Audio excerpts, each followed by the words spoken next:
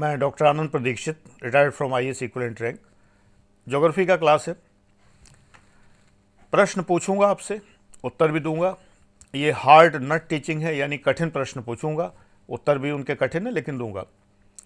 Butter teaching नहीं करूंगा। Example जरूर दे दूंगा कि ये बटर टीचिंग है, यानी कि कोई भी किसी भी किताब में मिल जाए, कहीं भी कोई भी पढ़ा दे, तो वो मैं नहीं पढ़ाता।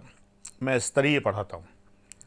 और डायमंड टीचिंग के लिए मैं एग्जाम्पल दे दूंगा आपको। जैसे आपको तराश के मैं कोहिनूर बना सकता हूँ, ईश्वर की ये कृपा है, क्योंकि इतने सारे मेरे सिलेक्शन हैं, इतने पदों पे रहा हूँ, इतने साल से पढ़ा रहा हूँ, इतने सारे मेरे बच्चे निकले हुए हैं, तो वो तराश सकता हूँ मैं।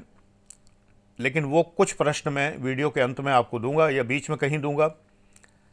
उन वीडियोस के उत्तर मैं चेक नहीं करूंगा, ना मैं यहाँ बताऊंगा, क्योंकि वो लंबे उत्तर हैं। एक विशेष बात यह है कि जो मैं यहाँ बताऊंगा ये बिल्कुल ही यूनिक है, लेकिन इससे सैकड़ों गुना आपको पेड क्लासेस में मिलता है, जैसा बैच आप ज्वाइन करते हैं। एक बैच BTPUP चैनल के हिडन वीडियोस के लिए लॉन्च कर दिया गया है, जिसका नाम B4 है। 4,900 रुपये में, 4,900 में आपको जो हिडन वीडियोस हैं उनमें से सभी महत्वपूर्ण वीडियोस आपको मिल जाएंगे। मतलब कुछ तो ऐसे थे जो 200-250 वीडियो मैंने डिलीट कर दिए, 800 850 हाइड किए हैं।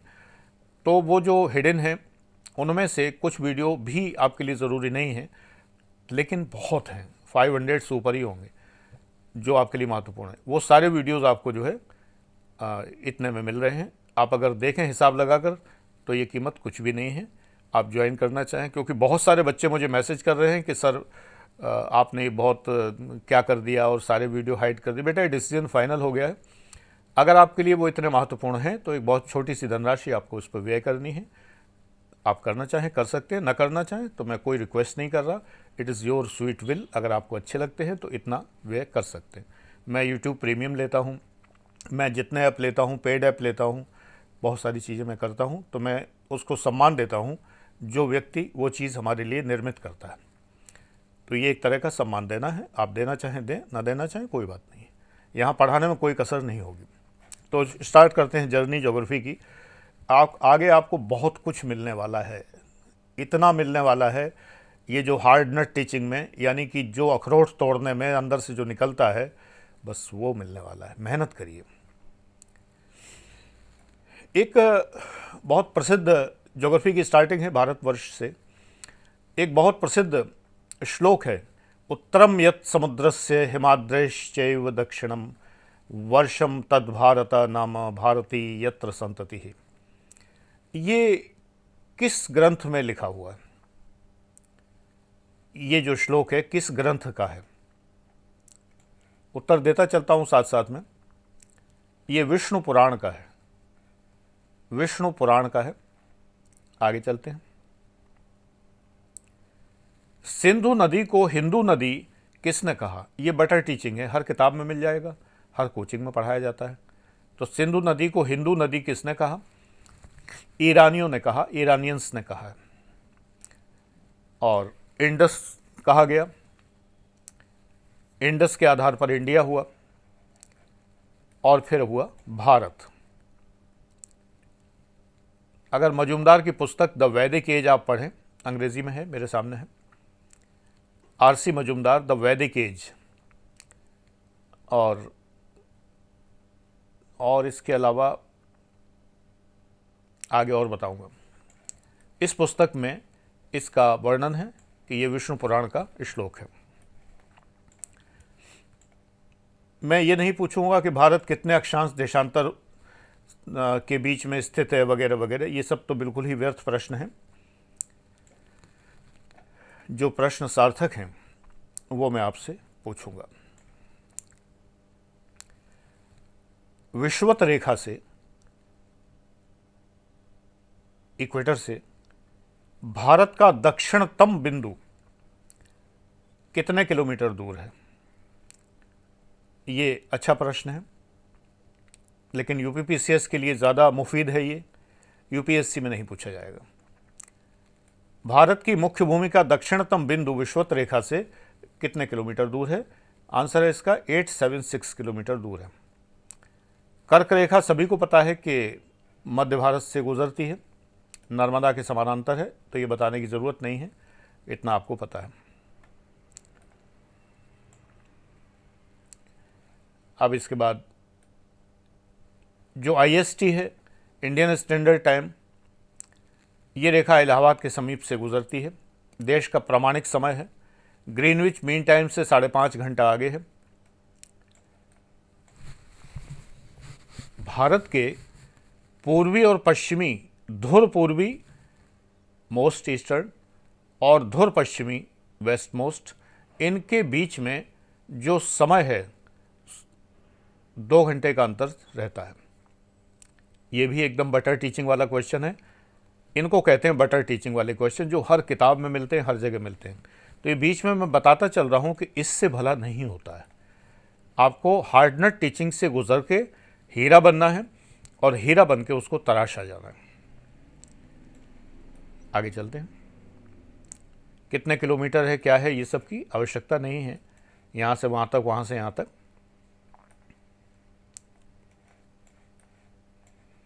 बहुत पुस्तकें मेरे सामने लैपटॉप में खुली हुई हैं, मेरा स्टॉक है, और सबसे महत्वपूर्ण है मेरे अपने नोट्स।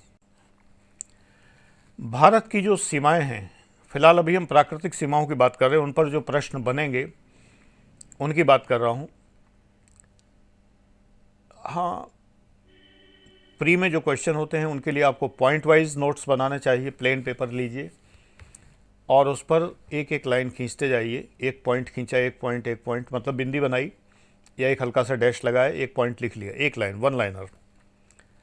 इनसे डिटेल क्वेश्चन बन जाएंगे, मेंस में काम आएंगे, लेकिन उसके थॉट एकदम अलग है, बताऊंगा। तो प्राकृतिक सीमाएं जो हैं, उत्तर में स्टेटमेंट के तौर पर मैं कह सकता हूं कि हिमालय पर्वत श्रेणी है, सुदूर पूर्व में अराकान-योमा श्रेणी है, दक्षिण पश्चिम में अरब सागर है और दक्षिण पूर्व में बंगाल की खाड़ी है, और ध्रुव दक्षिण में हिंद महासागर प्राकृतिक सीमाएं बनाते हैं। हर किताब में लिखा है। महत्वपूर्ण क्या है? कुछ दर्रे हैं जो महत्वपूर्ण हैं, बहुत ऊंचे हैं, बर्फ से ढके हुए हैं।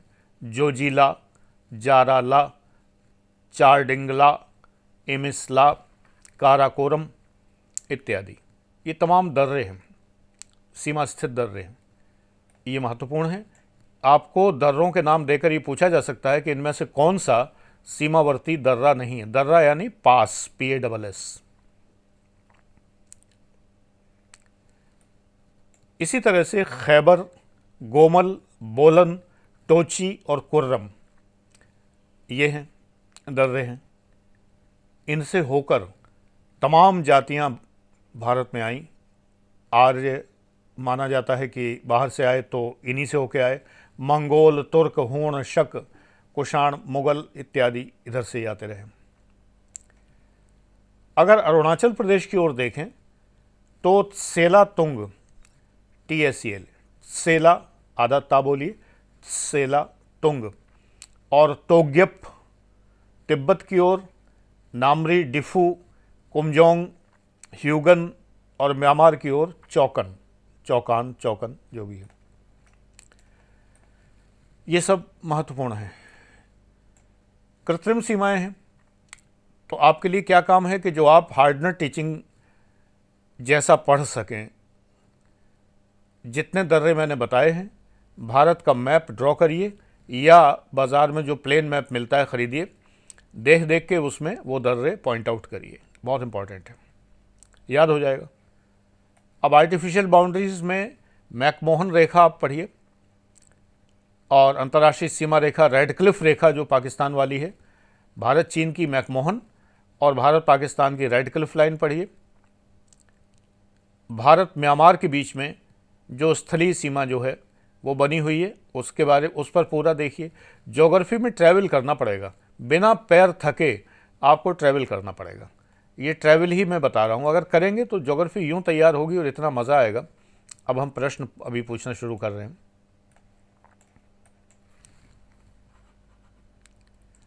उससे पहले ये कि ज्योग्राफी की पुस्तकों में जो ये लिखा रहता है तमाम कि क्या भारत महाद्वीप कहलाने लायक है या नहीं, महाद्वीप कहलाने के पक्ष में तर्क दीजिए, विपक्ष में दीजिए, ऐसे प्रश्न नहीं आते, तो इनको बुक्स में दिया रहता है, लेकिन मत पढ़िए। इसी तरह ज्योग्राफी के सिद्धांत तमाम तरह के वो सब नहीं पढ़ना है। भारत के बारे में एक प्रश्न बहुत आता है, मेंस में आया है कि a rich country with poor people, ये एक धनी देश है किंतु निवासी निर्धन है। धनी देश का मतलब है यहाँ पर उत्पादकता बहुत है, उत्पादन भी है, अच्छा है, जीडीपी ठीक है, आजकल कोरोना तक में जीडीपी काफ़ी प्रॉमिसिंग है। लेकिन अगर हम निर्धनता के आंकड़े देखें, गरीबी की रेखा के नीचे लोग देखें तो ये बहुत हैं। बहरहाल ये अर्थव्यवस्था की चीज़ हम यहाँ पर नहीं पूछेंगे ना बताएंगे, तो लेकिन इस प्रश्न को आप तैयार करके रखिए, यानी आंकड़े इकट्ठे करिए। धनी देश निर्धन निवासी, ये बहुत इंपॉर्टेंट है। एग्जाम देख लीजिए आप, बैक ईयर पेपर देखिए, आया हुआ क्वेश्चन है। मेंस के लिए एक प्रश्न, निबंध के लिए एक प्रश्न मैं दे रहा हूं कि भारत, नोट कर लीजिए, आएगा, भारत एक भविष्य की आशा है, भविष्य की अंतर्राष्ट्रीय आशा है। India is an international hope of future, इसको लिखिए। पेड बैचेस में यही चीज़ें हम चेक करते हैं, कमियां बताते हैं और सजेस्ट करते हैं कि ये और लिखना था, नंबर देते हैं, नंबर कम क्यों आए ये भी बताते हैं, ये सब चीज़ें होती हैं। तो भारत के बारे में एक प्रश्न ये मेंस में आ सकता है। अब कुछ हिमालय की बात करते हैं। तो हिमालय की कौन कौन सी 4 श्रेणियां हैं? 4 श्रेणियां हिमालय की कौन कौन सी हैं? ये प्रश्न मेंस के लिए उतना ही आवश्यक है जितना प्री के लिए। प्री में इस एक क्वेश्चन में से 10 क्वेश्चन बनेंगे। पहली श्रेणी है वो महान हिमालय है, ग्रेटर हिमालय या आंतरिक हिमालय कहते हैं, बर्फीला हिमालय भी कहते हैं, हिमाद्री भी कहते हैं, महा हिमालय भी कहते हैं। ग्रेट हिमालय, महा हिमालय, महान हिमालय एक ही बात है। लंबाई चौड़ाई याद करने की ज़रूरत नहीं है। डॉक्टर वाडिया ने क्या कहा है, किंगन वार्ड ने क्या कहा है, कोई ज़रूरत नहीं है जानने की। माउंट एवरेस्ट कितनी ऊंची है, गौरी शंकर यानी, और नंदा देवी और ये सब जो है कितने कितने ऊंचे हैं, मकालू कचालू कितने कितने ऊंचे, इनकी कोई ज़रूरत नहीं है। बिल्कुल, मैं ये भी बताता चलता हूँ और तुम्हारा काम आसान करता हूँ बच्चे, कि ये नहीं पढ़ा जाता है। Remember, everyone knows what to study, but only a topper knows what to omit, and I have been the topper. तो ये आपको जो बताया जा रहा है, ये बहुत रिस्क लेके बताया जा रहा है, क्योंकि इसी में से अगर क्वेश्चन आया तो आप कहेंगे लो सर ने तो कहा था ये मत पढ़ना, लेकिन ऐसा आज तक हुआ नहीं। 21 ईयर्स की टीचिंग का इतिहास है कि जो मैंने मना कर दिया हो उससे क्वेश्चन आया हो, ऐसा कभी नहीं हुआ। ये सब नहीं, छोटे मोटे एग्जाम्स में आता रहता है ये सब, लेकिन इसमें नहीं है। सिविल सर्विसेज में यानी IAS PCS में नहीं आता है, उस लेवल का नहीं है। दूसरी श्रेणी है वो लेसर हिमालयन, हिमाचल जोन है, लघु हिमालय है। इसमें भी कहाँ से कहाँ तक ये वो सब कुछ नहीं, नथिंग। मुख्य बात यह है कि दोनों में मुख्य क्षेत्र याद कर लीजिए। जैसे यहाँ पर जो है वो पीर पंजाल और चोरिया, मसूरी, ऐसी कई श्रेणियाँ हैं, भुजाएं हैं इसकी, पुरानी चट्टानें हैं 50-60 करोड़ साल पहले की, तो इनके बारे में भी प्रश्न आ जाते हैं, किस काल में बनी हुई थी वगैरह वगैरह। इसमें इस वाले हिमालय में मर्ग पाए जाते हैं, घास के छोटे छोटे मैदान, जैसे कश्मीर में कहते हैं मर्ग, गुलमर्ग, सोनमर्ग, उत्तराखंड में बुग्याल, पयार, और हरी भरी घाटियाँ होती हैं वो द्वार, हरिद्वार या दून, देहरादून, तो ये दून पुकारे जाते हैं। तीसरा जो है शिवालिक श्रेणी है। अभी तक हार्डनेट टीचिंग नहीं शुरू हुई है, इसलिए कि ये भूगोल का पहला क्लास चल रहा है। आगे आगे देखो, अभी झिलाएंगे बेटा। कठिन से कठिन प्रश्न मेरे पास हैं। इसमें आपको एक मैप बनाना है। अभी तो मुझे कुछ ये बताना है ना कि आपको क्या करना है। तो ये जितने हिमालय की श्रेणियां हैं, इन हिमालय की श्रेणियों के मैप अपने हाथ से बनाने याद हो जाएंगे पक्के तौर पे। चौथा है ट्रांस हिमालय, तिब्बत हिमालय, तिब्बतन हिमालय। इसकी खोज किसने की, कितने किलोमीटर, क्या, सब ये सब नहीं पढ़ना है। औसत ऊंचाई कितनी है, कि इनमें इसकी खाली इनके दर्रे की ऊंचाई बहुत ज़्यादा है वगैरह, सब nothing, not so important, not at all important. अब काराकोरम पर्वत श्रेणी, इसको जो है बैकबोन ऑफ हाई एशिया कहते हैं, उच्च एशिया की पर्वत श्रेणी, रीढ़ की हड्डी। ये पूछा जा सकता है कि उच्च एशिया की रीढ़ किसको कहते हैं, प्री का क्वेश्चन बन सकता है। Backbone of high Asia, this is Karakoram. और इसमें से पर्वत श्रेणियां निकलती हैं। देखो यूपीएससी में और पीसीएस में एक फ़र्क है। पीसीएस डायरेक्ट क्वेश्चन पूछता है, यूपीएससी कभी कभी ऐसा अत्याचार करता है बच्चों पर। जैसे मान लो कि सपोज कर लो कोई चीज़ है जिसके कि मान लो 30 घटक हैं, कॉन्स्टिट्यूएंट्स हैं। अब वो मेंस में तो पूछा जा सकता है कि इसके 30 घटक बताइए, 30 पार्ट कौन कौन से हैं किसी चीज़ के। लेकिन प्री में कैसे पूछें, तो यूपीएससी ने बड़ी चालाकी की है, नीचे 4 लिख देंगे और ABCD, फिर कहेंगे कि इनमें से कौन सा उन 30 में से नहीं है। हो गया कल्याण। ये चालाकी करते हैं। पीसीएस में नॉर्मली इस तरह की चालाकियां नहीं हैं, लेकिन ये परीक्षाएं अत्यंत कठिन बनाई जाती हैं। इसलिए अगर सरल होंगी तो सिलेक्शन के लिए जो कट ऑफ है, उस कट ऑफ पे मान लो 500 लोग सेलेक्ट करने हैं, तो 5000 लोगों के बराबर नंबर होंगे, तो कैसे सेलेक्ट करेंगे। इसलिए इतना कठिन बनाया जाता है इन्हें कि बिल्कुल एक एक नंबर पे एक एक कैंडिडेट मिले, 2-2 मिलें, 4-4 मिलें, इस तरह से। तो बेहद कठिन ये परीक्षाएं बनाई जाती हैं। अब मुझे तो पता है, मैं तो पास हुआ हूँ हर परीक्षा में, बड़ी कृपा है ईश्वर की। तो इसलिए आपको जो बताता हूँ आपके हित में बताता हूँ। आप एडमिशन बिल्कुल ना लें, लेकिन मेरी बात मान के चलें कि इस तरह पढ़िए।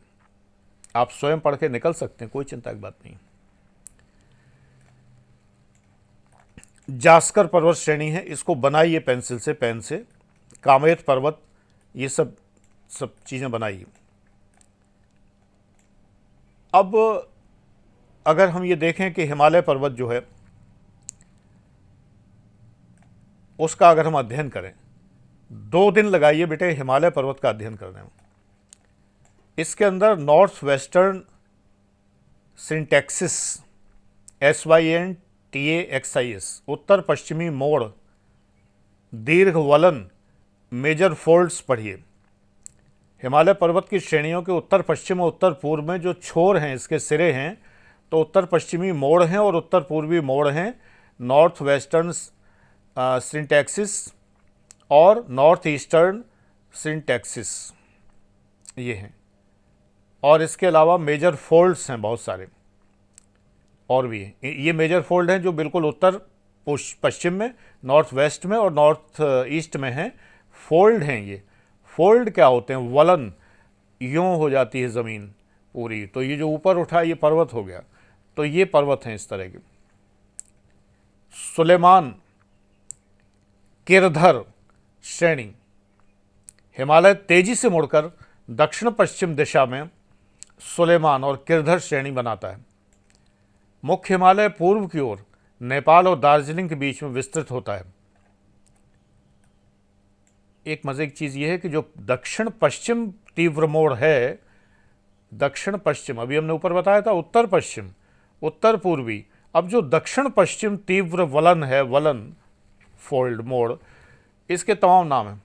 आपसे पूछा जा सकता है कि पटकोई या नागा या मणिपुर या लुशाई या अराकान योमा जो श्रेणियां हैं, अराकान योमा, ये किस मोड़ में आती हैं। ये हो गया क्वेश्चन हार्ड नट क्रैकिंग वाला, आसान नहीं है, ये याद रखना पड़ेगा। इंटरनेट पे आसानी से नहीं मिलेंगे मेरे पूछे हुए प्रश्न। आगे चलते हैं। अब हिमालय को कई बार ऐसे वर्गीकृत भी करते हैं कि प्रदेश के हिसाब से पंजाब हिमालय, नेपाल हिमालय, कुमायूं हिमालय, ऐसे करके भी करते हैं। ठीक है, ये आपको पढ़ना है। अब बात आती है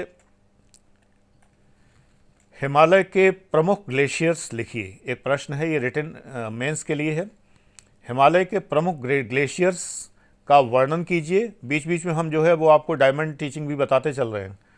प्रमुख ग्लेशियर्स का वर्णन कीजिए और विस्तार से समझाइए।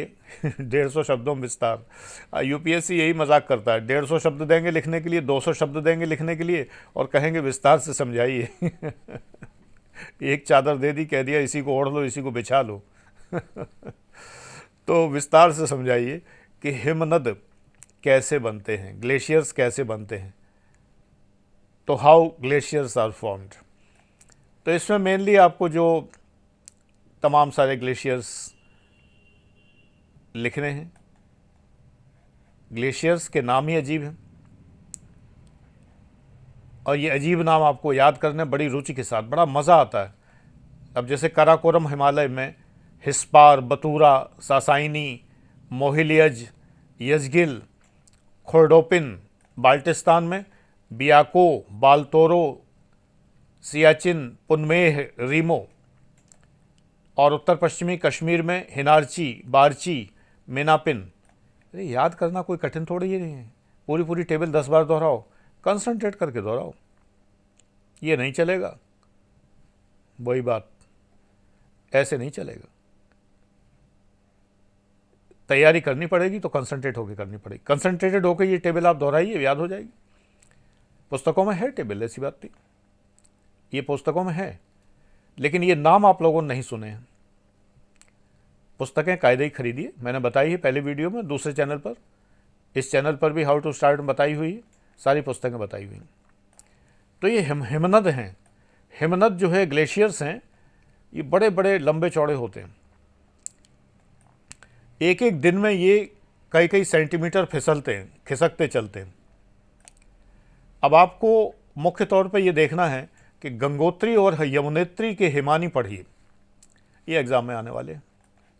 गंगोत्री और यमुनोत्री की जो हिमानी हैं, यानी हिमनद जो वो है, उनको पढ़िए। अब हिमालय की नदियाँ, एक तो पुरानी नदियाँ हैं, ब्रह्मपुत्र, कोसी, अरुण, सतलज, सिंधु। महान हिमालय की नदियाँ हैं गंगा, यमुना, काली, घाघरा, गंडक, तीस्ता। हिमालय के दूसरे उत्थान के बाद उत्पन्न मानी गई हैं। लघु हिमालय की नदियाँ हैं ब्यास, रावी, चिनाब, झेलम। शिवालिक की नदियाँ हिंडन वगैरह, जो यहाँ गाजियाबाद में बहती। 3 नदी प्रणालियाँ हैं, गंगा नदी प्रणाली, ब्रह्मपुत्र प्रणाली और सिंधु प्रणाली। इनके मैप बना लीजिए, नई डायमंड लेवल की कोचिंग में नहीं, टीचिंग में नहीं पहुँच पाएंगे बेटा। जब मेरे पास नहीं पढ़ रहे हो पेड क्लास में, तो आपको अपने आप डायमंड लेवल पहुंचना पड़ेगा, अपने आप को खुद तराशना पड़ेगा। एग्जैक्टली, आप तराश सकते हैं। हम लोग यही किया करते थे, मैं और मेरे साथी जो निकले हैं, जितने लोग उस ज़माने में और उसके 10 साल 20 साल तक निकलते रहे, आज भी लोग निकलते हैं, अपने आप तैयारी करके निकलते हैं। किसी संग तराश की ज़रूरत नहीं होती है। बहुत सारे छात्र छात्राएं ऐसे होते हैं, संगमरमर के ऐसे टुकड़े होते हैं जो खुद को तराश लेते हैं और बड़ी खूबसूरत बन जाते हैं मूर्ति, जिसको दुनिया सलाम करती है। आप भी बनिए। सहायता के लिए मैं इस चैनल पर मौजूद हूँ। दर्रे की बात हम कर ही चुके हैं, दर्रे को आपको बनाना है। आज तो हम आपको काम दे रहे हैं ज़्यादा से ज़्यादा, बेटा इतना काम कर लोगे तो बिल्कुल ठीक तरह से तैयारी कर पाओगे। ऐसा कोई क्वेश्चन नहीं आता है कि हिमालय की विशेषताएं बताइए। अरे बीए में थोड़ी है हिमालय की विशेषताएं बताइए। पूछा जाएगा क्वेश्चन मेंस में, वलित पर्वत क्या होते हैं और वलन के ठोस कारण क्या है। What are the folded mountains and what are the solid reasons behind folding of mountains. Solid ही होंगे लेकिन अंदर लिक्विड भरा है, ये बात ध्यान रखिए। तो क्वेश्चन हम बता रहे हैं किस तरह से क्वेश्चंस बनते हैं और कहाँ मिलते हैं। ऐसा कोई क्वेश्चन नहीं आएगा बीएमए टाइप, हिमालय पर्वत का महत्व समझाइए, हिमालय पर्वत का आर्थिक महत्व बताइए, ऐसे नहीं आएंगे। क्वेश्चन ऐसा हाइपोथेटिकल आ सकता है, आईएएस में, पीसीएस में नहीं आएगा। यदि हिमालय पर्वत ना होता तो चीन से हमारे संबंध कैसे होते। हिंट यह है कि तब हम कौटिल्य का मंडल सिद्धांत लगाते, पड़ोसी के तौर पर देखते, आधुनिक सिद्धांत अंतर्राष्ट्रीय संबंधों के लगाते, हिमालय से जो बाधाएं पड़ती हैं उनका चर्चा करते, और हिमालय से जो हमें प्राप्त हो रहा है वो नहीं होता, इसकी चर्चा करते। चलिए, अब एक चीज़ सोशल ज्योग्राफी की या ह्यूमन ज्योग्राफी की कि हिमालय का जो क्षेत्र है, इस क्षेत्र में जो जनजातियां पाई जाती हैं सभी प्रकार के हिमालयों में, यानी हिमालय के जो हमने 4 पार्ट बताए, उनकी जनजातियां कौन सी हैं? भोटिया, लामा, गद्दी, पयार, बुग्याल, कश्मीर के गुजर और जाध, मरचिया, बहुत सौ के नाम भी नहीं सुने होंगे। पुराणों में हिमालय को ही भगवान का स्वरूप माना गया है, देवता स्वरूप माना जाता है पर्वत को। अस्तित्वस्याम दिशि हिमालयो नाम नगाधिराजः। इसीलिए उत्तराखंड देवभूमि कहलाती है। बहुत सारे तीर्थ हैं, आप ये तीर्थ पढ़िए। हिमालय के 4 धाम और भारत के 4 धाम, ये पढ़िए। तमाम जगहों पर, सिक्किम, भूटान, पूर्वांचल में, उत्तर अरुणाचल में, इन सब में ये बौद्ध मठ हैं बहुत सारे। मंदिर तो बहुत प्रसिद्ध हो गए, तो कोई क्वेश्चन नहीं आएगा। बौद्ध मठ, अब क्वेश्चन है आपके लिए, तवांग मठ कहाँ है? स्वयंभूनाथ मठ कहाँ है? ध्यांग बोचे और हेमिस मठ, ये कहाँ कहाँ है? मुख्य मठ तवांग है, काठमांडू में स्वयंभूनाथ है, एवरेस्ट के निकट ध्यांग बोचे है, लद्दाख में हेमिस है। अब इसके साथ साथ में हिमालय प्रक्षेत्र की जो क्षेत्र है, प्रमुख क्षेत्र है, उसकी फसलें पढ़ लीजिए। वो मैं पूछूंगा नहीं, यहाँ बहुत लंबी चौड़ी लिस्ट है। ये जो क्वेश्चन था, ये हार्ड नट क्वेश्चन था जो अभी हमने पूछा है।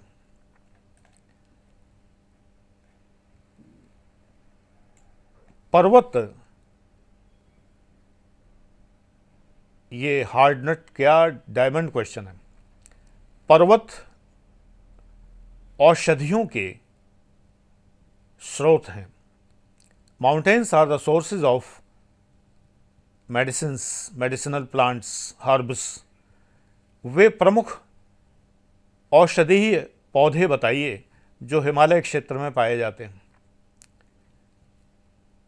Describe the medicinal herbs found in the Himalayan region. ये आपको खुद खोजना है। डायमंड क्वेश्चंस के उत्तर यहाँ नहीं दिए जाते। मुझे एक श्लोक याद आ गया, कालिदास ने किस जगह वर्णन किया, विज्ञान शाकुंतलम में है, कहाँ है, बस उनके सारे ग्रंथ मैंने पढ़े हैं तो मैं बोल रहा हूँ कहाँ है, लेकिन मुझे याद आ गया। वने चराणाम वनिता सखानाम दरी ग्रहोत्संग निशंग भाषा। वने चराणाम वनिता सखानाम, वनेचर यानी वन में घूमने वाले जनजाति के लोग, उनकी पत्नियां वनिता सखानाम। दरी ग्रहोत्संग निशंग भास, दरी ग्रह यानी गुफा, वो गुफाओं में वो लोग रहते हैं और वहाँ पर हल्की हल्की रोशनी आती है, जैसे जुगनू चमकते हैं, लेकिन ये रोशनी जुगनुओं से नहीं, ये रोशनी वनस्पतियों से आती है। वहाँ जो पौधे उगे हुए हैं उनसे आती है। एकदम सटीक है ना। अब अगर मेंस में ये प्रश्न आया और अगर आपने ये लिख दिया तो बल्ले बल्ले है बेटा। दरी ग्रहोत्संग निशंग भास, ये होती है डायमंड टीचिंग। हीरा तराशा ऐसे जाता है। चलिए और तराशते हैं।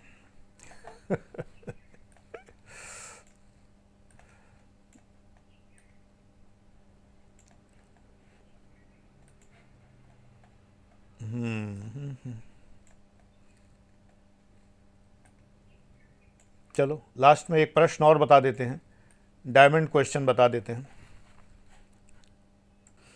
भौतिक भूगोल का प्रश्न है, भ्रंश और वलन में क्या अंतर होता है? ये तो हलवा क्वेश्चन है, बटर टीचिंग का क्वेश्चन है। भ्रंश और वलन में क्या अंतर होता है? पीसीएस वीसीएस में आ जाए तो आ जाए।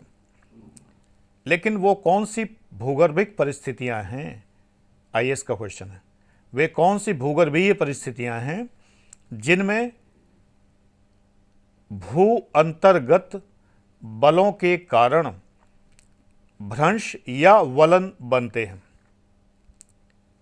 What are the geological conditions in which faults or folds are formed and what are the intrusive forces within. Intrusive forces with in, देखिए ऐसे क्वेश्चन आए हुए हैं मेंस में, आंसर आपको खोजना। ऐसे जने कितने सैकड़ों असाइनमेंट्स, टेस्ट्स प्लेटिनम बैच में भरे पड़े हैं, गोल्ड बैच में भी। गोल्ड में पब्लिक एड मिला लें तो प्लेटिनम कहलाता है, तो गोल्ड बैच और प्लेटिनम जीएस के लिए तो एक ही है, भरे पड़े हैं और सबके उत्तर मैं चेक करता हूँ, बताता हूँ। और प्लेटिनम बैच में तो 1000 वीडियो करीब करीब हैं, बड़े बड़े वीडियोज़ हैं। एक सेट पूरा 30-30 मिनट की वीडियोस का है। A6 बैच के सारे वीडियो उसमें इंक्लूडेड हैं। जो लोग A6 में हैं, अगर प्लेटिनम लेना चाहते हैं तो उनको A6 में दी गई फ़ीस लेस कर दी जाएगी। जिन्होंने B3 सी सेट लिया था, उस सी सेट की फ़ीस भी लेस कर दी जाएगी। ये सब मैं कमिट कर चुका हूँ, बता चुका हूँ। तो आज का ज्योग्राफी का इंट्रो वीडियो यहीं पर समाप्त होता है। ईश्वर की कृपा रही, पढ़ाता रहूँगा। हिडन वीडियोस चाहिए तो B4 बैच में एडमिशन लेना होगा, और B5 भी बनने जा रहा है उतनी ही फीस का, 4900 का, जिसमें APLM चैनल के हिडन वीडियोस होंगे। जी हाँ, यस, थैंक यू।